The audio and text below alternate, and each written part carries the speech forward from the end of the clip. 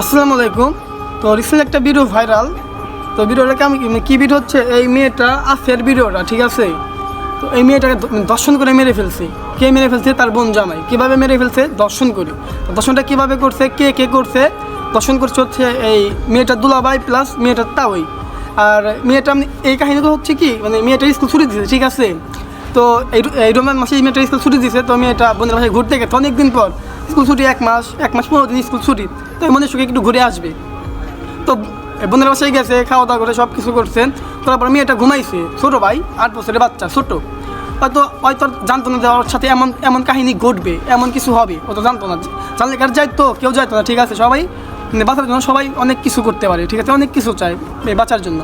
তো যাই হোক, মেয়েটা যখন ঘুমাইছে তখন ওর দুলাভাই আর ওর তাওই ওটা তো আগে মানে একটা আলাপ আলোচনা করছে যে ওরে এই সময় যে মানে আকামটা করবে।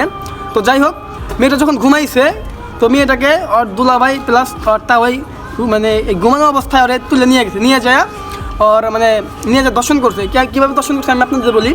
এই মেয়েটা হচ্ছে জনঙ্গ আছে না, জিনিসটা আপনার ব্লেড দিয়ে কাটছে, ঠিক আছে? ব্লেড দিয়ে কাটার পরে মানে ওরা দুই বাপ আর ছেলে সেক্স করছে। আরে ভাই, আপনি একটা জিনিস বোঝেন ভাই, বাপ আর ছেলে কীভাবে দর্শন করতে পারে, তাও নিজের শালীকে, নিজের বোনকে? এটা কোন ধরনের ব্যবহার, কোন ধরনের কি? আমি বুঝলাম না কাহিনী। এই দেশে আমি লীগ, বিএনপি, জামাত কিচ্ছু বুঝি না ভাই। আমি ছাত্র দল, আমার ছাত্র নেতা কিছুই না ভাই। আমি এরপরেও বলি যে আমাদের এই শেখ হাসিনা, ঠিক আছে? শেখ হাসিনা ও যখন পদত্যাগ করছে, ঠিক আছে? ওই পদত্যাগ করার পর থেকে আজকে আমাদের বাংলাদেশে এই অবস্থা। এই আমার স্টুডেন্ট ভাইয়েরা, আমি একজন স্টুডেন্ট, ঠিক আছে? আপনারা কী করছেন মিয়া? হ্যাঁ, আপনারা এই হাসিনাকে নামাইছেন, নামানোর পর আজকে এই পৃথিবীর আমাদের এই অবস্থা। আর কখন কী করবেন আপনার? এগুলো জবাব দেন আপনি মিয়া, জবাব দেন আমার।